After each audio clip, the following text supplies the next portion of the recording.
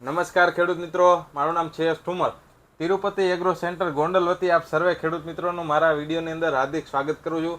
તો આજે આપણે જે મુદ્દા ઉપર ચર્ચા કરવાની છે કે જે હાલ શિયાળુ વાવેતર જે છે એ સંપૂર્ણ રીતે થઈ ચૂક્યા છે અથવા તો અમુક જે ટકાવારીની અંદર જે બાકી છે તો તે હાલ આવનારા સમયની અંદર કરશે. તો તેની અંદર એવા તે કયા મુદ્દાઓનું ધ્યાનમાં રાખવું જોઈએ કે જેનાથી જે આપણો પાક છે એ તંદુરસ્ત રહે અને રોગમુક્ત રહે અને આપણને જે છે એ સારામાં સારું વળતર જે છે એ પાર્થભાઈ સારામાં સારું વળતર પાકની અંદરથી મળે. તો તેના વિશે આજે આપણે થોડીક વિસ્તૃત માહિતી લેવા માટે આપણી સાથે કૃષિ નિષ્ણાંત જે પાર્થભાઈ ઠુમર જે MSc એગ્રી જે પોતે તે આજે આપણી સાથે ઉપસ્થિત થયા છે.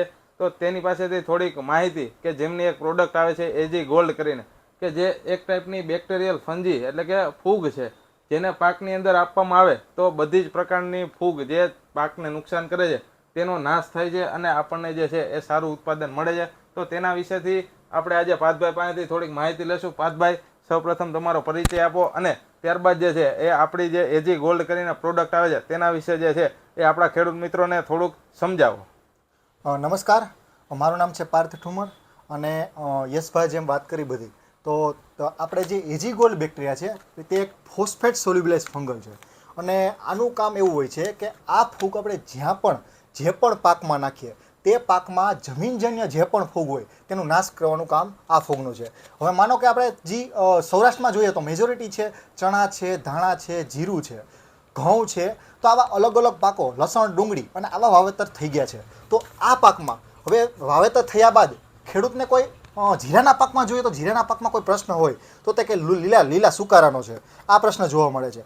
ત્યારબાદ ચણામાં જોઈએ તો તે જ રીતનો પીળીઓ અને સુકારાનો પ્રશ્ન જોવા મળે છે અને એ જ રીતનો ધાણામાં આ રીતના પ્રશ્નો જોવા મળે છે. તો આ પ્રશ્નો જોવા મળે ત્યારબાદ આપણે ફૂગનાશકનો છંટકાવ કરીએ છીએ. પણ જે આપણે ફૂગ આવી જાય એ પહેલાં જ આપણે જો એને અટકાવવી હોય તો તેમાં આગળથી આપણે જે ફોસ્ફેટ સોલ્યુબલાઇઝ ફંગલ છે તેનો ઉપયોગ કરીએ તો બહુ સારું રિઝલ્ટ મળે છે. ગયા વર્ષે પણ અમે ખેડૂતને વપરાવેલું હતું અને ખૂબ સારા રિઝલ્ટ મળ્યા હતા અને જે ફૂગ આવી આવવા જ નહોતી દીધી એમ ખેતરમાં.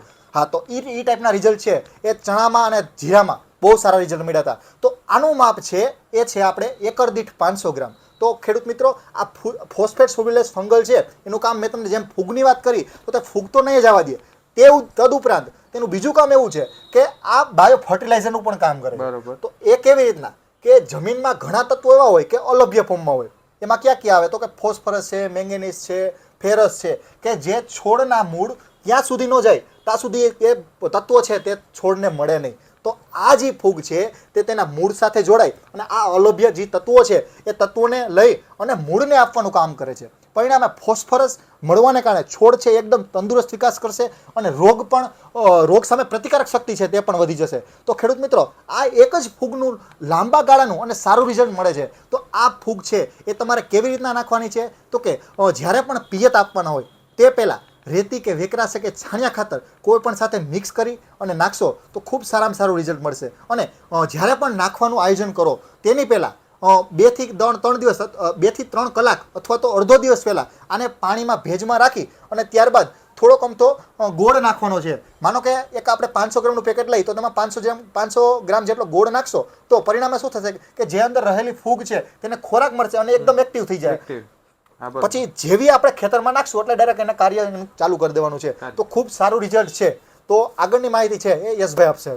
તો જેવી રીતના પાર્થભાઈ વાત કરી કે આપણે જીરાનું વાવેતર કર્યું છે, આપણા ખેતરની અંદર ચણાનું કર્યું છે, ધાણાનું કર્યું, તો તેની અંદર જે છે એ અમુક જે ટકા છોડવા ડેમેજ થતા હોય ફૂગના હિસાબે કે જે ઉગતા વેત ઉગસુકનો રોગ જેને કહીએ છીએ અથવા તો ધાણા, ચણા, જીરાની અંદર જે સુકારા આવતા હોય તો તેનાથી આપણા જે જીરું ઘાટું ઉગ્યું એકદમ અને જે ફૂગ આવી જાય પાછળ તો એ પારવું પડી જાય અને એની જે લાંબા ગાળે અસર છે એ ઉત્પાદન ઉપર થતી હોય છે. તો ક્યાંક ને ક્યાંક આપણું ઉત્પાદન જે છે એ ફૂગના હિસાબે અથવા તો સુકારાના હિસાબે ઘટતું હોય છે આપણા ખેતરની અંદરથી. તો તેને ઘટવા ન દેવું હોય તો તેના માટેથી ફૂગ આવ્યા પહેલાં એટલે કે પાણી આવ્યા પહેલાં પાળ બાંધી એ રીતના ફૂગ આવ્યા પહેલાં જ જો તમે એજી ગોલ્ડ કરીને જે બેક્ટેરિયાની પ્રોડક્ટ આવે છે તેનો ઉપયોગ આપણા ફિલ્ડની એટલે કે ખેતરની અંદર કરશો તો ખૂબ જ સારા પરિણામ જે છે એ તમને પોતાના પાકની જેવા કે જીરું, લસણ, ધાણા, ચણા, ડુંગળી જેવા પાકની અંદર જે છે એ ખૂબ સારા મળશે. તો દરેક ખેડૂત મિત્રો પ્રતિ એકર જે 500 ગ્રામનું પ્રમાણ રાખી એજી ગોલ્ડ બેક્ટેરિયા છે તેનો ઉપયોગ કરવો અને જે છે એને પાર્થભાઈ કીધું કે અડધા દિવસ અથવા તો એક દિવસ પહેલા જે છે એ આથા માટેથી ગોળ અથવા તો જે બીજી વસ્તુ આવે છે તેનો ઉપયોગ કરી શકીએ છીએ. તો આથો નાખી અને આને વાપરવાની રીત પાર્થભાઈ એવી છે કે આને ખાતર ભેગા જે રાસાયણિક ખાતર આવે છે તેના ભેગા મિક્સ નથી કરવાના ખેડૂત મિત્રો. જે દેશી ખાતર આવે છે તેની સાથે મિક્સ કરી શકો અથવા તો પિયતમાં જે છે એ પાણી સાથે પણ તમે આને આપી શકો છો. તો દરેક ખેડૂત મિત્રો જરૂર અને જરૂરથી એક વખત ઉપયોગ કરો. એજી ગોલ્ડનો ખૂબ જ સારા રિઝલ્ટ છે. સુકારા સામે પણ ખૂબ સારા રિઝલ્ટ જે છે એ આપણને જોવા મળ્યા છે. તો દરેક ખેડૂત મિત્રો જરૂર અને જરૂરથી એક વખત વાપરો તેવી હું યશ ઠુમર તમને સૌને ભલામણ કરું છું. અસ્તુ, જય હિન્દ, જય ભારત.